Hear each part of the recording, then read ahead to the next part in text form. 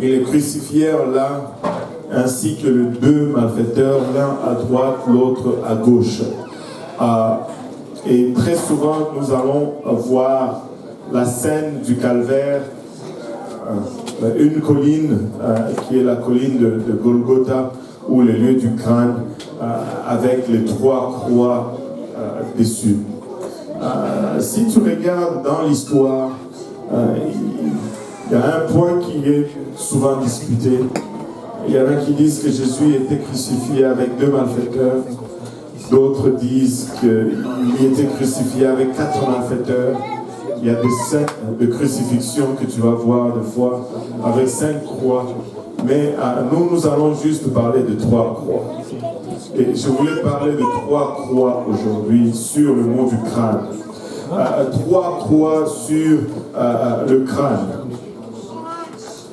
qui illustrent un peu le paradoxe que nous observons souvent à travers l'humanité. Il y avait 3 croix sur le mont du crâne. Le croix du milieu avec le Seigneur Jésus-Christ, une croix à gauche et une croix à droite. Et la Bible nous dit que lorsqu'ils sont arrivés au lieu du crâne, très symbolique, les lieux du crâne, l'endroit, le crâne, c'est les lieux où se trouve le cerveau. Le crâne, c'est les lieux où sont générées nos pensées. C'est le lieu dans lequel nous avons nos réflexions. C'est le lieu dans lequel la bataille de notre âme s'est faite. Vous savez, toute bonne œuvre est conçue dans notre cerveau. Mais tout comme toute mauvaise œuvre aussi, toute mauvaise pensée est conçue dans notre cerveau. Et si nous gagnons la bataille en dessous de notre crâne, nous allons gagner la bataille de notre âme. Amen. Et ce n'est pas par hasard que c'est là que le Seigneur a été crucifié. Et c'est là vraiment que nous devons commencer par vaincre cette bataille. Mais non, alors qu'ils sont arrivés au lieu du crâne, ils ont été crucifiés. Le Seigneur, après avoir été d'abord accusé faussement, amené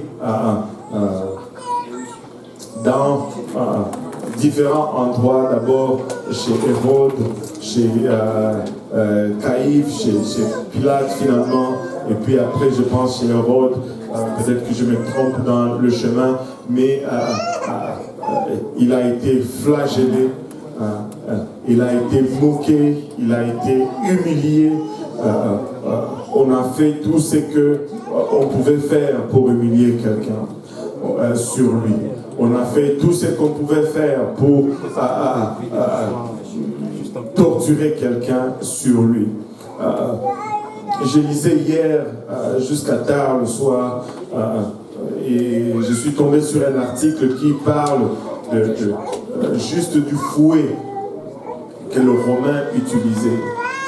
Ils disent que le fouet que le Romain utilisait était des fouets faits de lanières de cuir, avec un poignet court. Et ces lanières de cuir étaient garnies de morceaux d'ossements d'agneau et de morceaux de pierre. Et étaient incrustés dans ces lanières de cuir. Et quand il flagellait, ce bourreau était entraîné, formé pour flageller, de sorte que ils allaient donner le coup et la lanière de cuir allait littéralement s'enrouler autour du corps de la personne, de sorte que le bout de ce morceau de cuir, parce qu'il était au bout, il prenait encore plus de vitesse que le restant du cuir, et il allait finir sa course dans la chair de la personne, et quand il retirait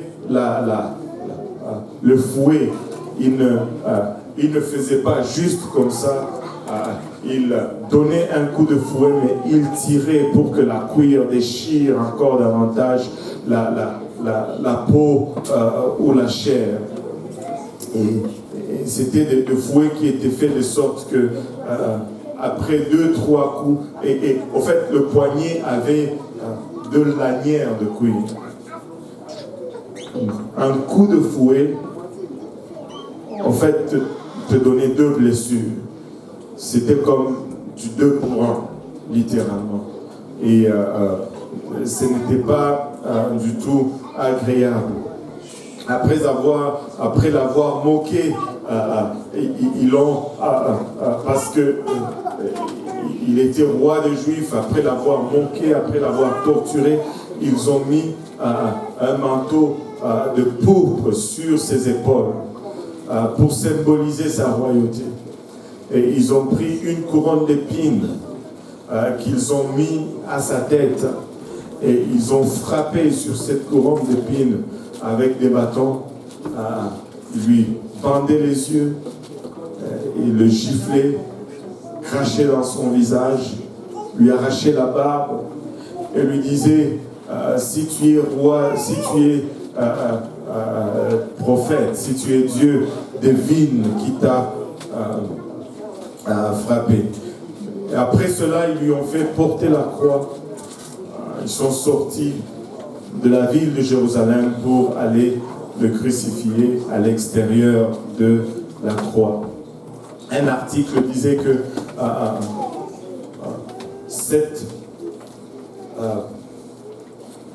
ces manteaux de pourpre posés sur lui après l'avoir fouetté a sûrement collé à sa peau et a été imbibé de sang. L'enlever par après était une autre forme de torture, en fait. L'article va jusqu'à décrire comment ces personnes qui étaient amenées pour être crucifiées, que quand on posait la croix à terre pour finalement le clouer à la croix, juste l'effet de les étendre sur cette croix, ça ouvrait encore les blessures dans le dos et ça causait une autre série, une autre étape d'hémorragie et cela causait des douleurs atroces. Et ils avaient même des termes médicaux là dans cet article. Et notre Seigneur a payé un grand prix pour notre salut. Il a payé un grand prix pour le rachat de mon âme et de ton âme. Maintenant,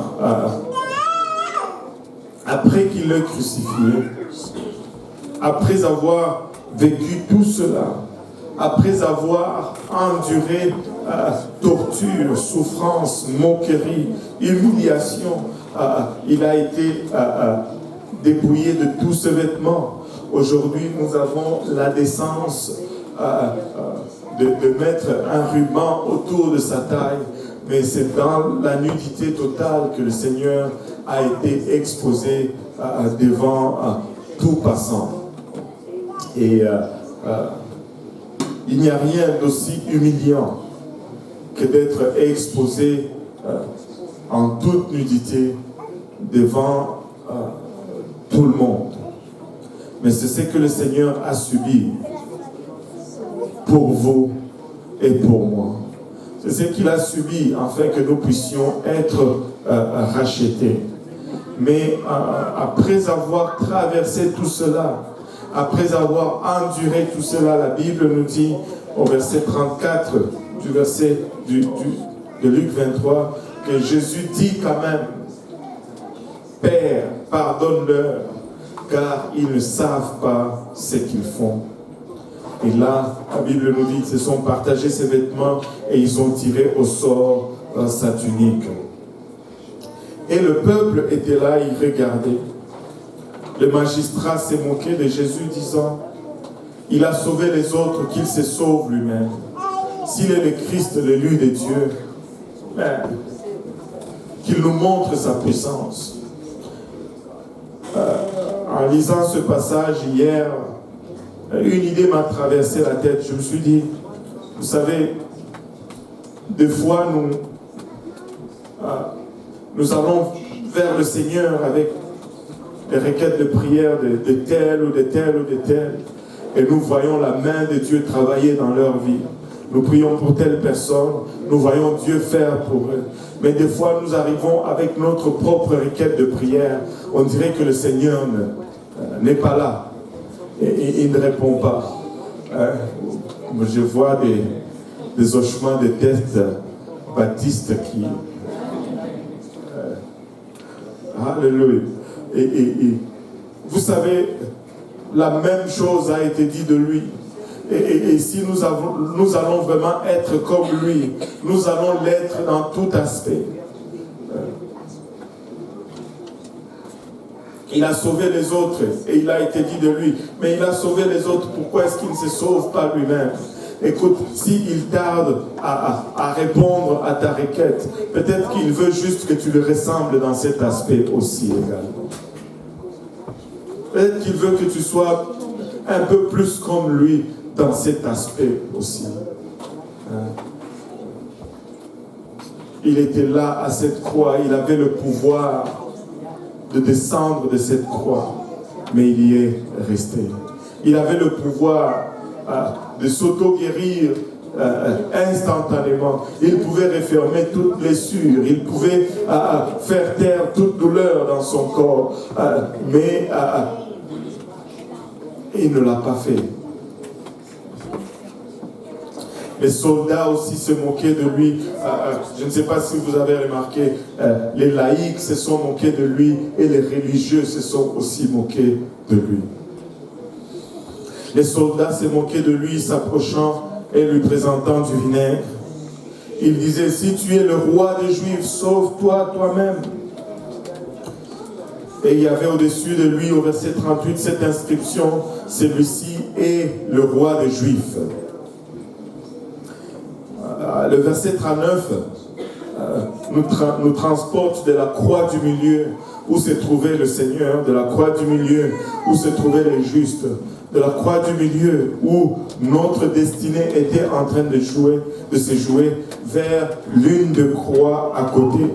La Bible nous dit l'un des malfaiteurs crucifiés l'injuriait, disant, n'es-tu pas le Christ? Sauve-toi toi-même et sauve-nous. Je ne sais pas si vous avez remarqué, mais la Bible a pris le soin de ne pas écrire les injures. La Bible nous dit que le malfaiteur crucifié l'injuriait tout simplement. Il l'injuriait, il se moquait du Seigneur alors qu'il était là à la croix. Je ne sais pas si vous y avez pensé. Cet homme était à la veille de sa mort. Cet homme était probablement aussi torturé. Cet homme était probablement aussi dans l'agonie. Cet homme sentait sa fin venir. Mais face à un autre qui souffrait comme lui, il trouve dans son cœur de l'insulter. Il trouve dans son cœur de se moquer de lui. Il trouve dans son cœur de l'injurier. Même s'il prend soin de dire « Sauve-toi toi-même et sauve-nous aussi ». Son sort d'agonie, son sort de douleur, cette phase finale de sa vie n'est pas assez puissante pour tirer quelque chose de bon ou quelque chose de positif de son cœur. Tout ce qui y sort, c'est des insultes. Tu voudrais au moins, à cette dernière minute de ta vie, faire quelque chose de bon, mais ce n'était pas le cas pour lui. Laissez-moi vous dire ceci, nous ne pouvons pas faire confiance à la nature humaine. Si nous devons y travailler, c'est maintenant. Nous ne pouvons pas espérer sur la crainte de la mort prochaine pour voir quelque chose de bon sortir de nous. S'il y a quelque chose de bon qui va sortir de nous, nous devons prendre cette décision de le faire maintenant et de nous imposer cette discipline maintenant. Même l'imminence de la mort n'était pas assez pour faire sortir quelque chose de positif de quelqu'un qui était à la croix, suspendu à la croix, en train de mourir. même non seulement son sort, mais la souffrance d'une autre personne à côté de lui n'a généré qu'insultes et moqueries.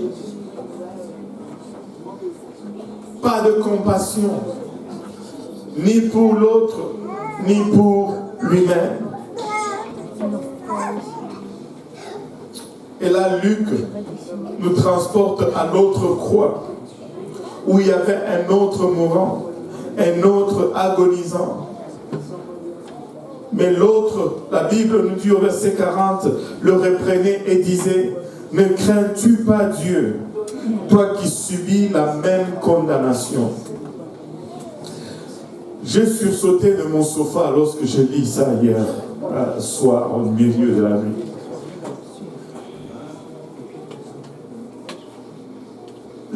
Il dit, ne crains-tu pas Dieu, toi qui subis la même condamnation. Je me suis dit, waouh, comment cet homme savait-il que celui qui était à la croix était Dieu?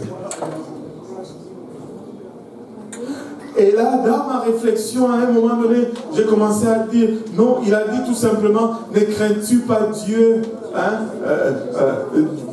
Dieu quelque part. Mais très vite, Dieu m'a ramené à le relire encore. Il dit, ne crains-tu pas Dieu, toi qui subis la même condamnation. La même condamnation que qui?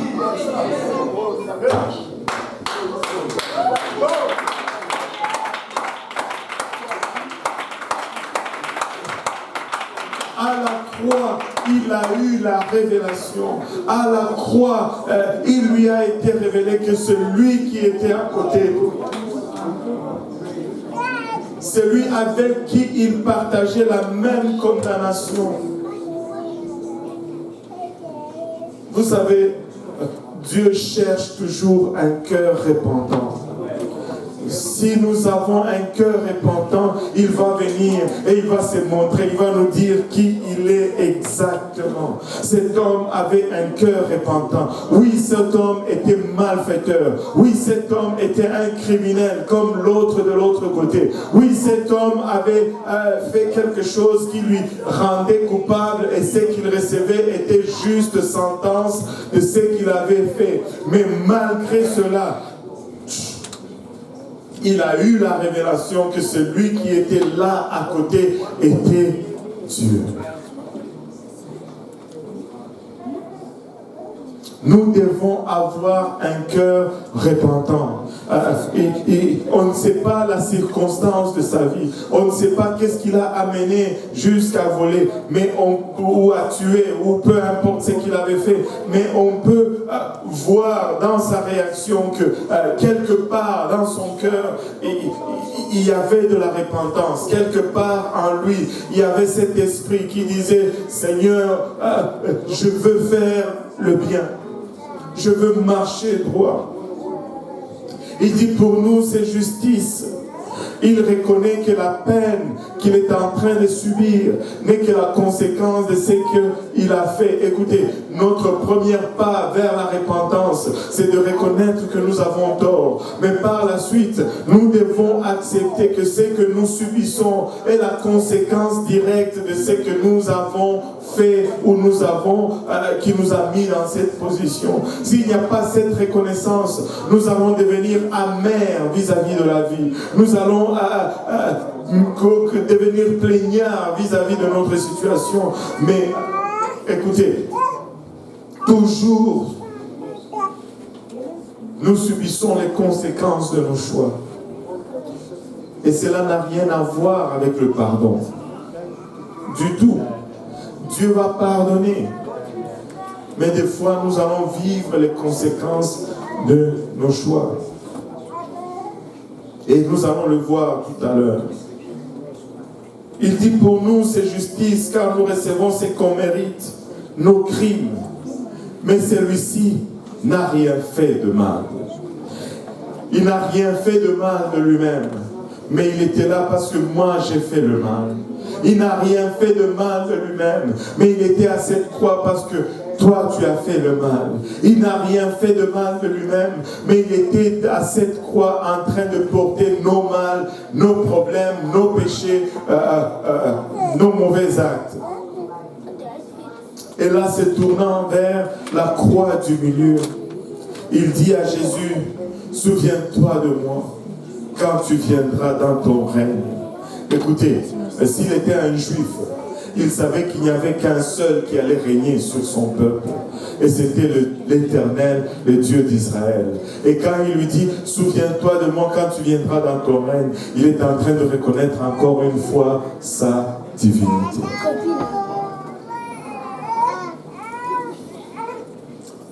Celui qui vient à lui doit d'abord croire qu'il est. Tu dois d'abord croire qu'il est.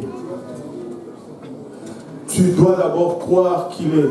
Il dit, souviens-toi de moi quand tu viendras dans ton règne. Et finalement, le Seigneur lui répond, oh, que nous aimons entendre la réponse du Seigneur. Jésus lui répondit, je te le dis en vérité, dans la version que j'ai, virgule, aujourd'hui tu seras avec moi dans le paradis. Et il y a plusieurs controverses sur ce verset. Et il y en a qui disent, Jésus lui dit, je te le dis en vérité, virgule, aujourd'hui tu seras avec moi dans le paradis, comme c'est écrit, qu'il va aller aujourd'hui dans le paradis. Et d'autres qui enseignent que quand tu meurs, tu ne vas pas tout de suite au paradis. Et qu'est-ce qu'ils font? Ils changent la virgule de place. Il dit, je te le dis en vérité, aujourd'hui, virgule, tu seras avec moi dans le paradis quand on ne sait pas. Il y en a qui mettent 2 virgules pour être de 2 côtés. Je te le dis en vérité, virgule, aujourd'hui, virgule, tu seras avec moi dans le paradis. Et là, tu choisis quand tu veux être au paradis. Alléluia. Mais dans le grec où c'était écrit, il n'y avait pas de virgule.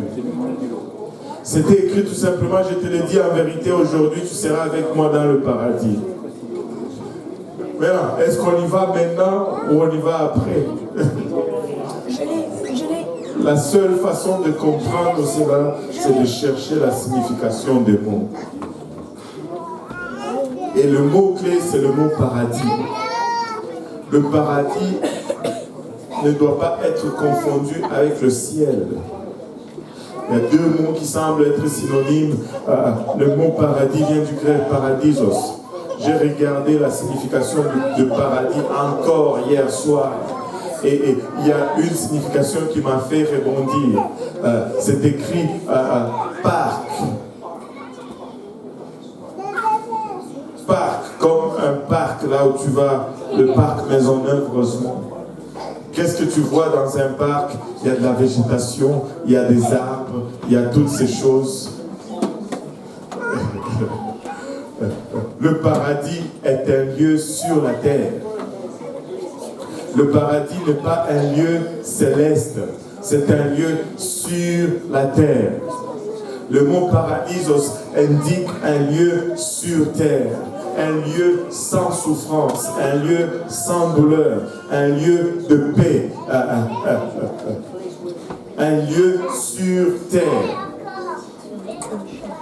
Et quand Jésus lui dit, je te le dis aujourd'hui en vérité, tu seras avec, je te le dis en vérité aujourd'hui, tu seras avec moi dans le paradis, parce que cet homme allait se retrouver dans le paradis le même jour. Quand Jésus est mort, il est allé dans les profondeurs de la terre, dans le sein d'Abraham, qui était un lieu d'attente, qui était un lieu sans douleur, qui était un lieu sans peine. Pour ceux qui avaient mené une vie juste, ils étaient dans un lieu d'attente et ils s'y sont retrouvés le même jour.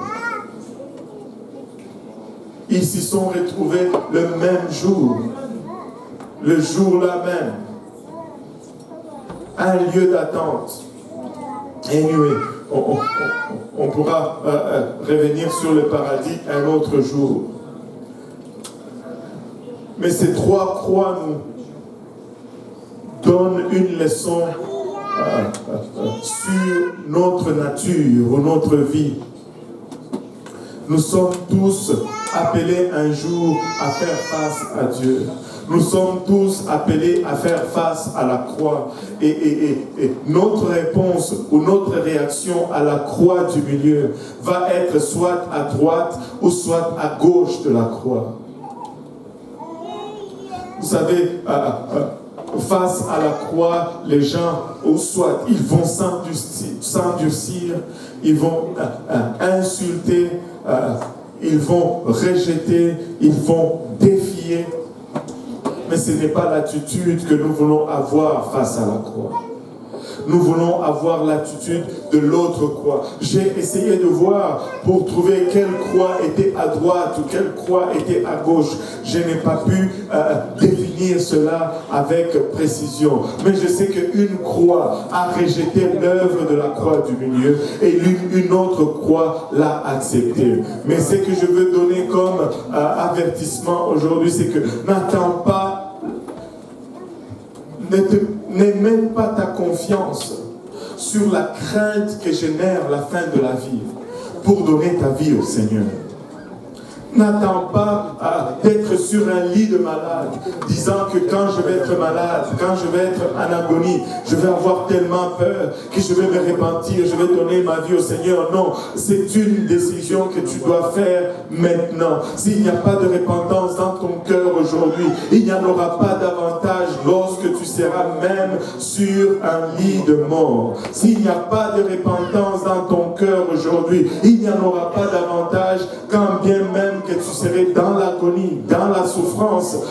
Écoutez, à maintes reprises, nous avons vu des brigands, des gangsters, ils sont tirés là en train de perdre le sang et la vie, littéralement en train de sortir de leur corps, mais tout ce qu'ils ont comme parole dans leur bouche, c'est des mauvais mots. C'est des mauvais mots.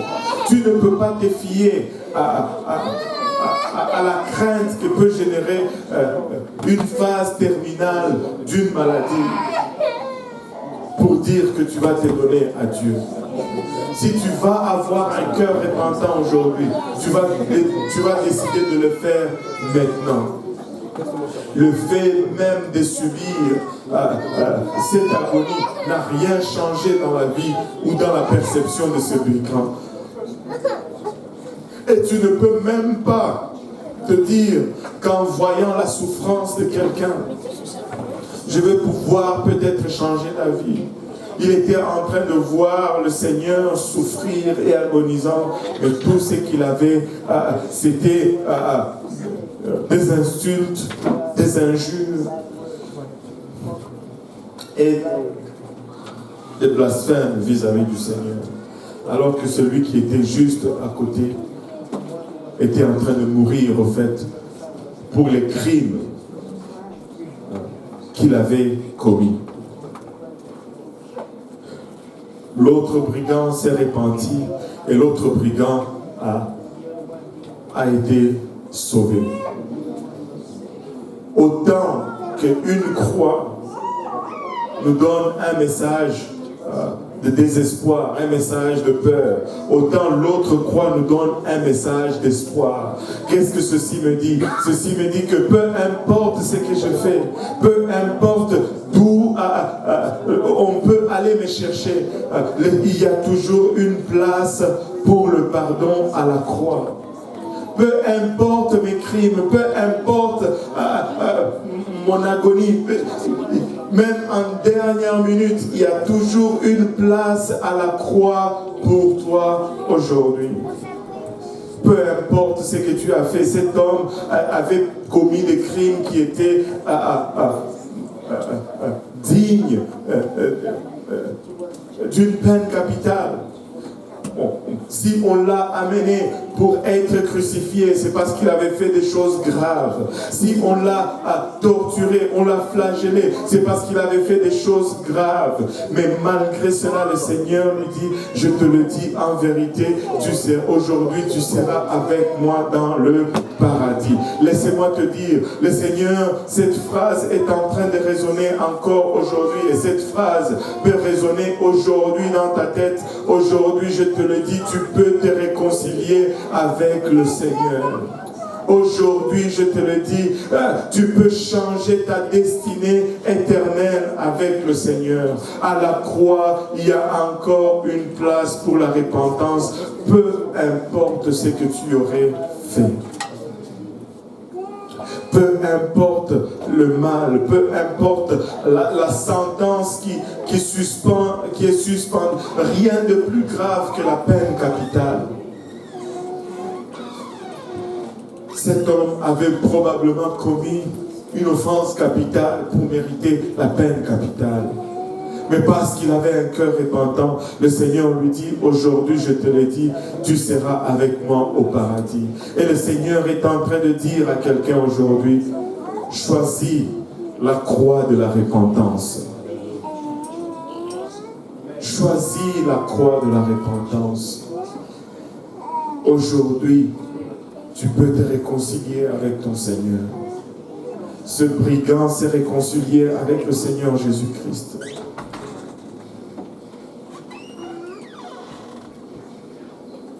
Tu peux te réconcilier aujourd'hui avec lui. Il est allé à la croix pour toi. Il a souffert pour toi. Il a agonisé pour toi. Il a étendu ses mains et on les a percées de clous pour toi et moi. Et l'œuvre à cette croix peut briser toute chaîne qui te retient captif. À la croix, tu peux déposer tous tes problèmes. À la croix, tu peux déposer l'amertume de ton cœur. À la croix de Jésus-Christ, tu peux déposer le rejet que tu as vécu. Écoutez, le Seigneur a vécu tout ce que tu as vécu. Il a été rejeté par les siens. Si tu as été rejeté, il sait ce que tu traverses. Il a été humilié par les siens. Si tu as été humilié dans ta vie, il sait ce que tu traverses. Il a été torturé par le sien. Si tu as été torturé, il sait ce que tu traverses. Il a été abusé par le sien. Si tu as été abusé, il sait exactement ce que tu traverses. Il a été moqué, il a été maltraité, on a craché dans son visage. Si on a craché dans le visage, il sait ce que tu ressens, il sait exactement ce que tu as ressenti. Il a été giflé, on lui a arraché la barbe. Si on t'a fait subir ces choses, le Seigneur sait exactement ce que tu as subi. Il a été trahi par ses proches. Si tu as été trahi, le Seigneur sait exactement ce que tu as subi. Et à cette croix, il y a de la place pour que tu puisses déposer tous ces fardeaux. Tous ces fardeaux.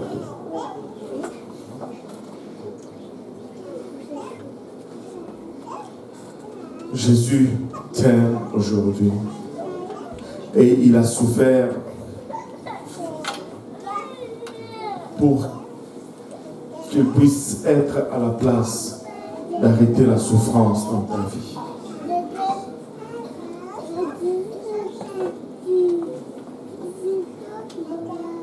Vous savez, tu peux dire peut-être qu'il n'y a pas de croix ici et le Seigneur n'est peut-être pas là physiquement. Je n'ai peut-être pas la même opportunité qu'avait le brigand. Mais le Seigneur est un Dieu qui est juste. Et aujourd'hui, il te donne cette même opportunité qu'avait le brigand à la croix. Aujourd'hui, si tu le désires, tu peux te repentir dans ton cœur. Aujourd'hui, si tu le désires, tu peux être enseveli, tu peux être identifié à cette croix en te faisant baptiser au nom de Jésus-Christ pour le pardon de tes péchés. Aujourd'hui, si tu le désires, tu peux recevoir le don du Saint-Esprit avec l'évidence de parler en langue, alors que nous allons prier ici à l'avant. Nous avons cette opportunité aujourd'hui. Et aujourd'hui, nous allons partager cette sainte scène en commémoration de ce que le Seigneur a fait à cette croix. Sans hésiter, il y est allé. Lui à qui la royauté a été offerte. Dans le livre de Jean 6, les hommes lui ont offert d'être élevé comme un roi. Il a refusé. Dans Matthieu 4, le diable lui a offert d'être élevé comme un roi. Il a refusé. Mais il a plutôt accepté d'être élevé pour nos souffrances. Il a plutôt accepté d'être élevé pour porter nos amertumes, pour porter nos douleurs, pour porter nos meurtrissures et nos blessures et nos brisures. Et c'est cela que nous allons nous commémorer aujourd'hui. Nous allons nous commémorer l'œuvre que le Seigneur a fait à la croix. La Sainte Seine que nous allons partager aujourd'hui, c'est en commémoration de ce que le Seigneur a subi pour que nous puissions avoir l'opportunité de nous repentir auprès de lui. Ici, je pense qu'il serait approprié que nous commençons par nous repentir tous ensemble. Amen. Si nous pouvons nous lever tous ensemble.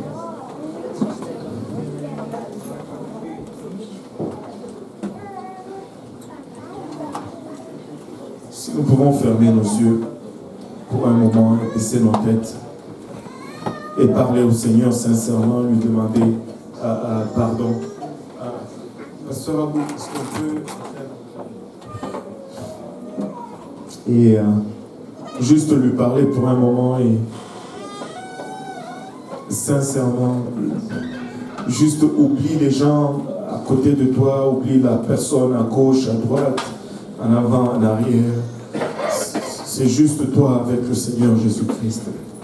C'est juste toi au pied de cette croix. C'est juste toi en train de contempler ce Dieu Tout-Puissant. Exposé d'une façon horrible. C'est juste toi au pied de cette croix. Peut-être que le sang du Seigneur dégouline jusqu'à tomber sur toi, mais c'est juste toi avec le Seigneur.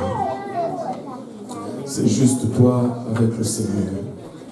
Père Céleste, nous voici encore une fois devant toi, Seigneur.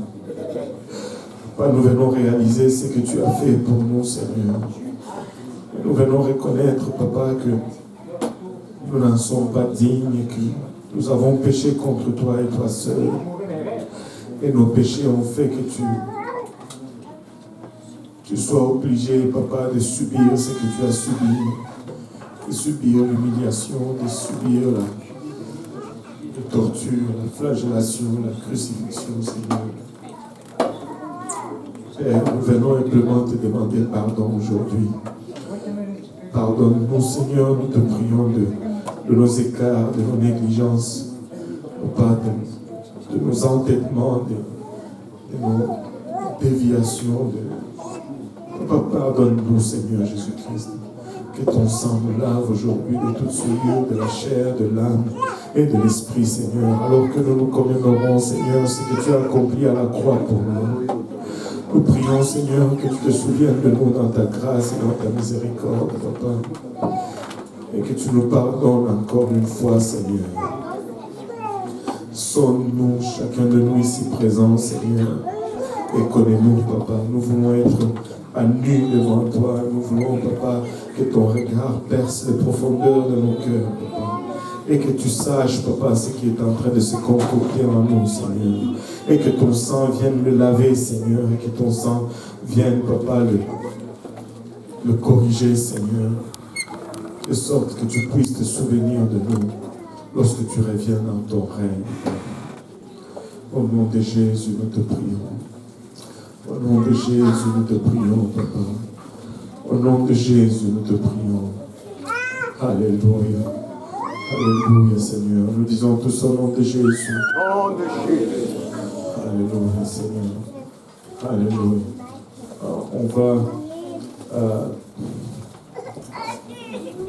On va se servir maintenant à la table du Seigneur. Et, on va venir en avant. On va prendre une coupe et un pain. Et puis on va aller à notre place. Et on va attendre que tout le monde soit servi et qu'on prie avant de partager la Sainte Seine, avant de consommer la Sainte Seine.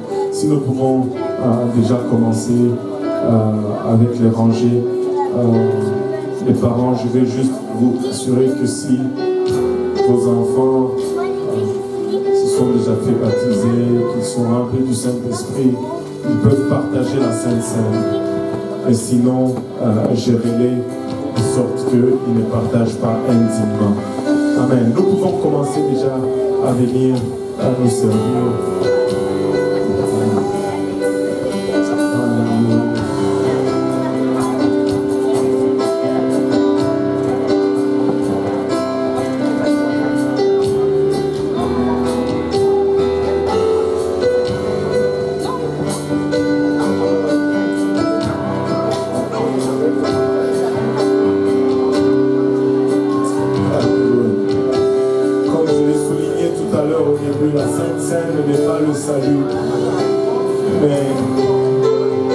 C'est une commémoration. Et si vous avez déjà pris la décision de mener une vie consacrée au Seigneur, vous êtes le bienvenu pour partager avec nous. Et si vous tergiversez encore avec cette décision, vous pouvez vous abstenir.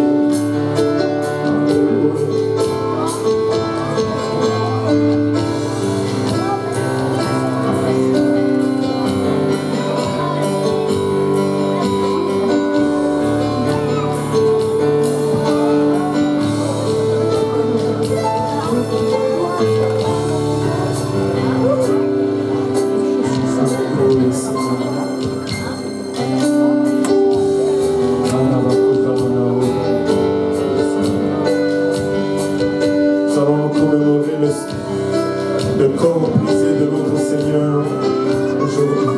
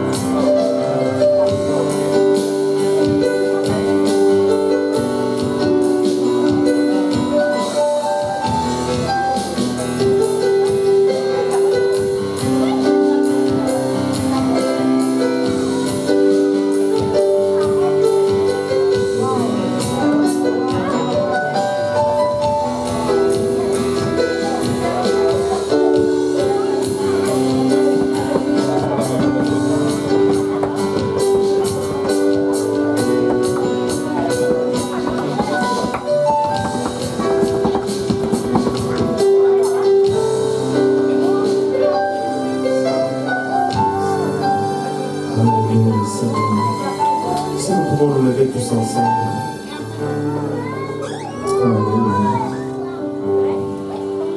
Nous allons prier. Seigneur Jésus-Christ, nous voulons te rendre grâce éternelle pour ton amour, pour ta bonté, pour ta miséricorde, ta fidélité, Papa. Même lorsque nous avons été infidèles, tu es demeuré fidèle, Papa.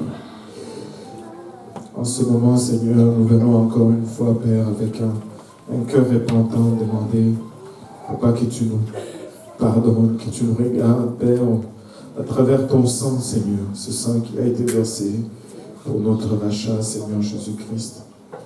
Souviens-toi de nous, Papa, dans ta grâce et dans ta miséricorde. Alors que nous sommes en train de nous commémorer, Seigneur, c'est que tu as accompli pour que nous puissions, Papa, être réconciliés avec toi, Seigneur. Nous voulons te remercier pour le prix que tu as payé à la croix, Seigneur. Merci pour ton corps qui a été brisé, Papa, pour nous. Merci pour le châtiment que tu as reçu, Papa, suite à nos iniquités, Seigneur.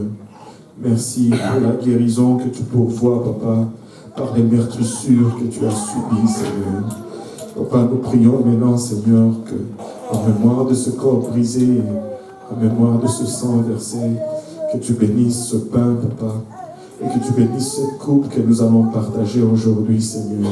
Que tu le sanctifies, Seigneur Jésus-Christ, afin que cette commémoration puisse, Papa, produire guérison dans nos corps aujourd'hui.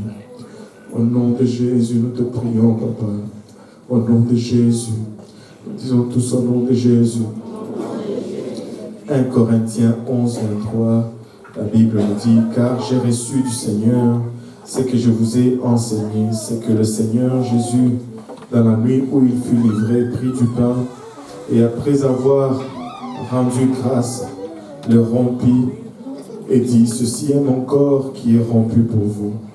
Faites ceci en mémoire de moi. » Mangeons maintenant ce pain en mémoire du corps brisé du Seigneur pour nous.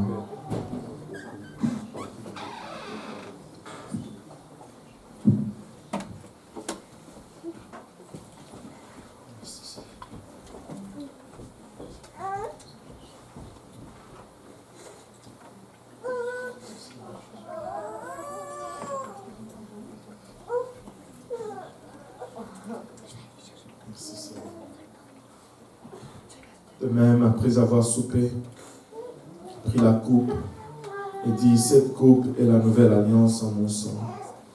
Faites ceci en mémoire de moi toutes les fois que vous en boirez. Car toutes les fois que vous mangez ce pain et que vous buvez cette coupe, vous annoncez la mort du Seigneur jusqu'à ce qu'il vienne. Buvons maintenant cette coupe en mémoire du sang du Seigneur Jésus-Christ versé pour nous. »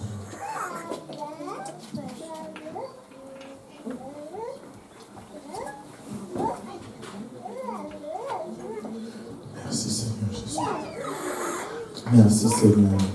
Nous pouvons adorer le Seigneur. Alléluia Seigneur.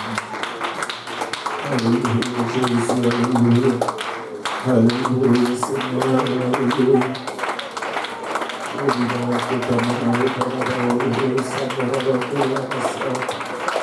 Alléluia Jésus. Alléluia Seigneur. Alléluia.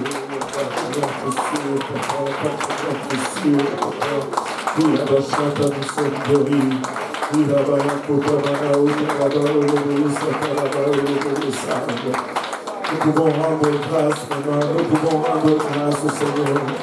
Nous pouvons rendre grâce, alléluia, pour le prix payé à la croix. À cette croix, il n'y avait pas que le salut. À cette croix, il y avait plus que le salut.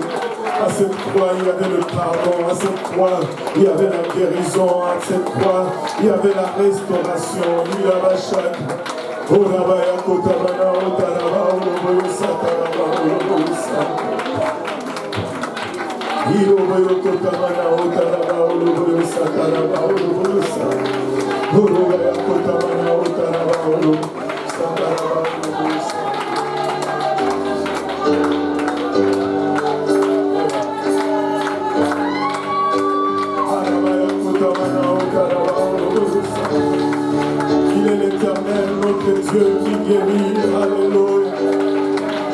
Il est l'Éternel, notre Dieu qui guérit. Alléluia. Alléluia, Seigneur. Alléluia.